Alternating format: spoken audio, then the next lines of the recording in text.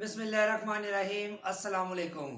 बेटा आज हम अल्कोहल फिनोल्स ईथर चैप्टर का नेक्स्ट लेक्चर डिस्कस करेंगे और इसमें हम फिनोल्स स्टार्ट करेंगे। तो सबसे पहले हम डिस्कस करते हैं कि फिनोल्स होते क्या हैं और इनका नाम फिनोल्स क्यों है। तो फिनोल्स देखें, ग्रीक वर्ड है फीन, जो कि जिसका मतलब होता है बेंजीन।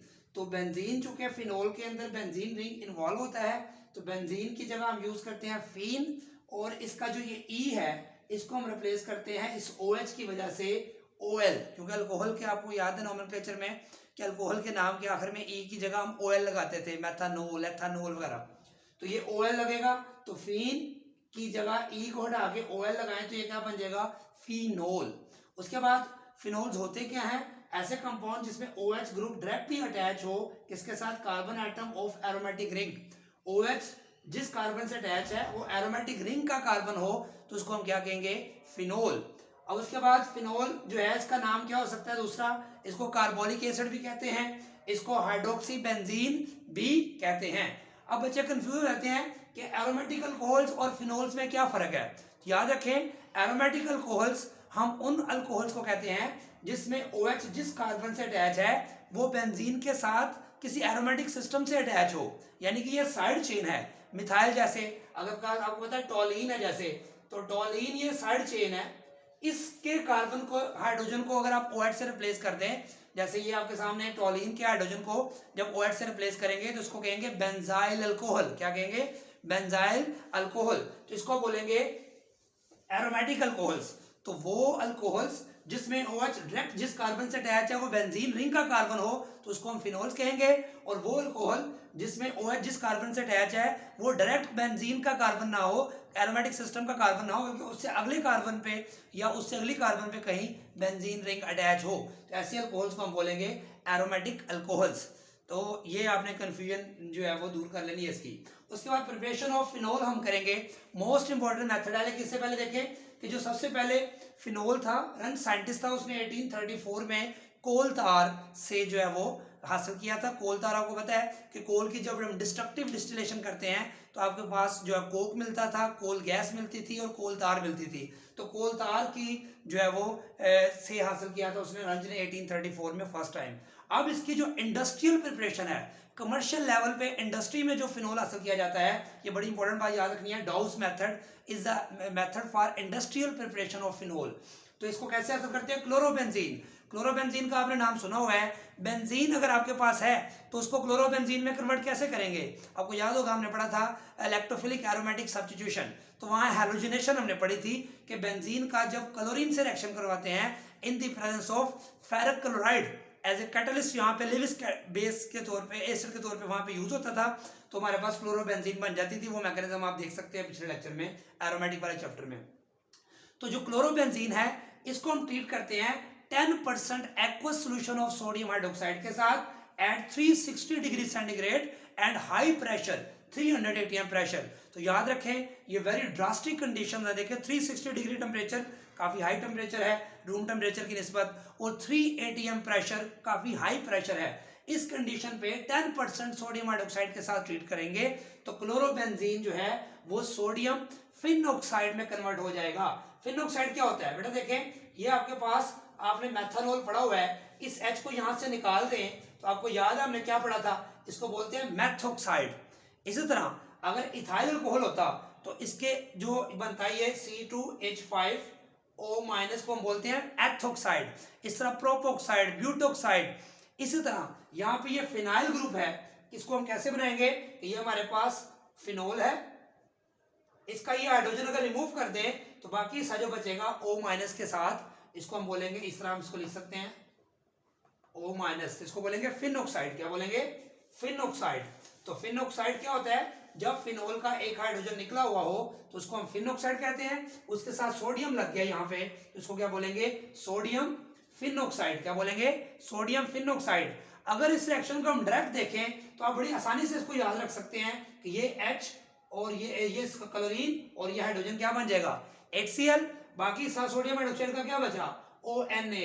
तो ONA यहाँ पे क्लोरीन की जगह पे सब्स्टिट्यूट हो जाएगा, इसको हम बोलेंगे सोडियम फिन ऑक्साइड। क्या बोलेंगे, सोडियम फिन ऑक्साइड। और इसकी फिर हम एसिडिफिकेशन करेंगे, इसको HCl से ट्रीट करेंगे, ये लिख सकते हैं, या H पॉजिटिव और वाटर के साथ लिख ले, तो इसका मतलब भी क्या होता है कि हमने एसिड ऐड किया है इन द प्रेजेंस ऑफ वाटर, तो इसका मतलब यही होगा। तो इसमें क्या होगा, सिंपल, ये सोडियम और ये क्लोरीन क्या बन जाएगा, सोडियम क्लोराइड, और H सोडियम को रिप्लेस कर लेगा, तो आपके सामने फिनोल बन जाएगा। क्या बन जाएगा, फिनोल। तो सिंपल प्रोसेस है, Dow's method most important method है फिनोल को प्रिपेयर करने का इंडस्ट्रियल लेवल पे। तो सिंपल क्या करना है आपको, दोबारा से देख लें, ये सोडियम ONA इधर लग जाएगा, HCl बन जाएगा, फिर उसके बाद HCl दोबारा ट्रीट करेंगे इसको, क्लोरीन यहाँ से सोडियम के साथ मिलकर सोडियम क्लोराइड बना देगा, और ये H इस ऑक्सीजन के साथ मिल जाएगा। ये रिएक्शन जैसे मैंने आपको समझा दिया, इतना पेपर में लिखना है आपने, इतना ही जो है बुक्स में भी आपको लिखा हुआ मिलेगा। लेकिन एक बात मैं आपको यहाँ समझाना चाहूंगा कि आपको बाहर ऐसा लग रहा है कि ONA यहाँ पे चला गया, ये कैसे ऐसा मुमकिन है और इसका मैकेनिज्म क्या है। आप ये भी तो कह सकते हैं कि सोडियम क्लोराइड डायरेक्ट क्यों नहीं मिल गया, OH ने डायरेक्ट क्यों नहीं लग गया, तो दो स्टेप में क्यों हुआ। तो ये डिटेल्ड मैकेनिज्म है, इसको हम जब तक डिस्कस नहीं करेंगे हम अंडरस्टैंड नहीं कर सकते। सिर्फ समझाने के लिए इसका मैकेनिज्म आपने करना है, अदरवाइज पेपर के लिए इसको तैयार आपने नहीं करना। इसका जो मैकेनिज्म जस्ट समझने के लिए है, अदरवाइज पेपर के लिए आपने तैयार नहीं करना, ये बात याद रखें। आपको याद होगा हमने 10th चैप्टर में बीटा एलिमिनेशन पढ़ी थी, तो हमने कहा था हाइड्रोजन जिस कार्बन से अटैच है उसको अल्फा कार्बन कहते हैं, वो आगे फर्दर जिस कार्बन से अटैच है उसको हम बीटा कार्बन कहते हैं। तो ये इलेक्ट्रॉन विड्रॉइंग है, तो ये इलेक्ट्रॉन को विड्रॉ करता है, इस पे पार्शियल पॉजिटिव, फिर ये इस बॉन्ड पेयर को विड्रॉ करता है, इस पे पार्शियल पॉजिटिव, और ये बीटा हाइड्रोजन के इलेक्ट्रॉन पेयर को विड्रॉ करता है, तो हाइड्रोजन पे पार्शियल पॉजिटिव आ जाता है, यानी कि ये हाइड्रोजन एसिडिक इन नेचर हो जाता है। यानी कि जब भी कोई इलेक्ट्रॉन विड्रॉइंग ग्रुप किसी कार्बन से अटैच हो तो वो उसको पार्शियल पॉजिटिव बनाता है, फिर अगली को भी पार्शियल पॉजिटिव बनाता है, उससे अगली को भी बनाता है। जिस वजह से हमने कहा था कोई भी बेस इस हाइड्रोजन को यहां से रिप्लेस कर देती है, और ये बॉन्ड आपको याद होगा हमने इधर शिफ्ट किया था और ये यहां से निकल गया था।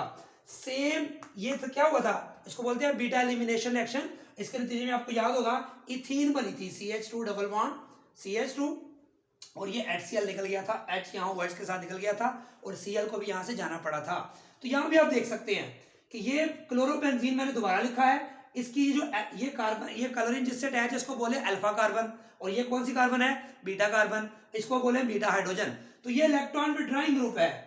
जब ये क्लोरीन कार्बन के इलेक्ट्रॉन्स को विड्रॉ करेगा तो वो इस तरफ से इलेक्ट्रॉन्स को विड्रॉ करेगा, और ये शेड पेयर को अपनी तरफ विड्रॉ करेगा, तो इस हाइड्रोजन पे क्या आ जाएगा, पार्शियल पॉजिटिव। यानी कि जिस तरह ये हाइड्रोजन बीटा हाइड्रोजन एसिडिक हो गया था, इस तरह ये भी बीटा हाइड्रोजन क्या हो जाएगा, एसिडिक हो जाएगा।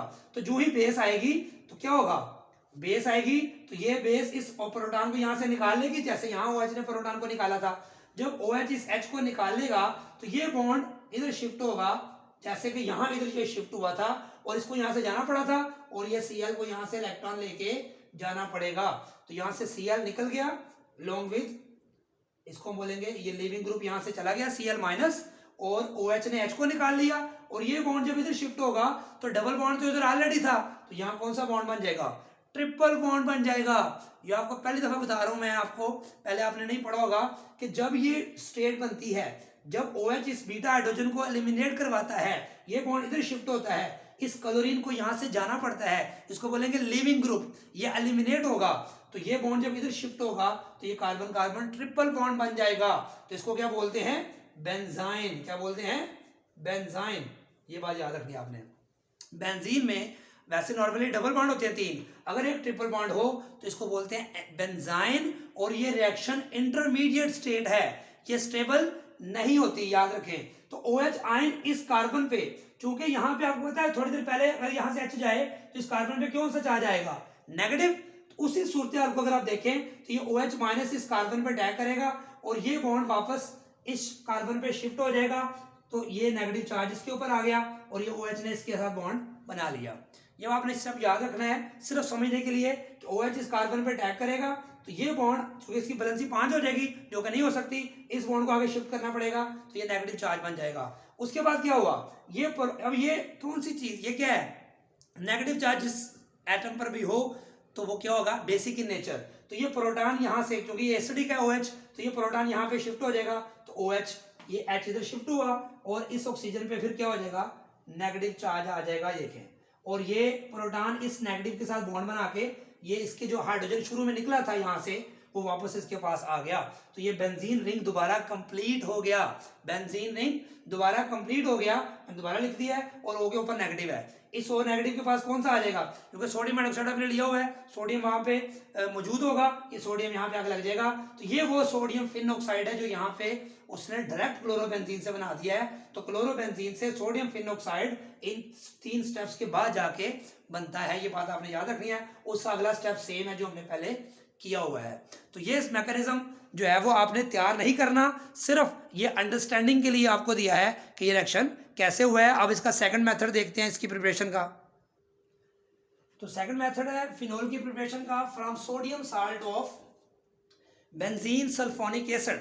सोडियम, ये बेंजीन सल्फोनिक एसिड है, हमने पहले एरोमेटिक्स में इसका नाम याद किया हुआ है। इस ये H एसिडिक है, इस H को सोडियम से रिप्लेस कर दें तो ये क्या बन जाएगा, sodium salt of benzene sulphonic acid या सोडियम बेंजीन सल्फोनेट। इसको सोडियम हाइड्रोक्साइड से ट्रीट करेंगे एट 320 डिग्री सेंटीग्रेड टेम्परेचर। तो आपके पास से एक्शन कैसे होगा इसको आपने समझना है, बड़ा आसान है। सोडियम हाइड्रोक्साइड के 2 मॉलिक्यूल यहाँ पे यूज होंगे, आप देख सकते हैं इसको। हम कैसे इसको याद रखेंगे, ये OH और ये H, इस तरह याद रखना आपने। क्या बन गया, वाटर बन गया। क्या बन गया बेटा, वाटर। अब ये सोडियम और ये सोडियम, कितने सोडियम हुए, 2 सोडियम, और ये इसको ऐसे आपने याद रखना है, Na2SO3, Na2SO3 सोडियम सल्फाइड, क्या कहते हैं इसको, सोडियम सल्फाइड। पीछे क्या बचा, ONA, तो ONA इसको यहाँ पे रिप्लेस कर लेगा, तो ये बन जाएगा सेम जो पीछे हमने पढ़ा था, सोडियम फिन ऑक्साइड। क्या बोलेंगे इसको, सोडियम फिन ऑक्साइड। अब ये सोडियम फिन ऑक्साइड की हम क्या करेंगे, एसिडिफिकेशन करेंगे। पहले भी बता चुका हूँ कि ये प्रोटॉन जाके सोडियम को रिप्लेस कर लेगा और ये सोडियम क्लोरीन से मिल जाएगा, सोडियम क्लोराइड और फिनोल। तो ये सेकंड स्टेप सेम है जो कि हमने पहले भी किया हुआ है। तो पहले स्टेप को आपने जस्ट समझना है, कोई मुश्किल बात नहीं है। ये OH और H वाटर बन गया, ये सोडियम इस सोडियम से मिलकर Na2SO3 सोडियम सल्फाइड बन गया, ये ONA यहाँ पे लग गया आगे, सोडियम फिन ऑक्साइड बन गया। अगला स्टेप पहले जैसा ही है। मोस्ट इंपोर्टेंट 2 मेथड्स हैं, इसकी प्रैक्टिस करें। चैनल को अगर सब्सक्राइब नहीं किया तो सब्सक्राइब करें, अपने फ्रेंड्स में शेयर करें, कमेंट जरूर दीजिएगा, दुआओं में भी याद रखिएगा। अल्लाह हाफिज़।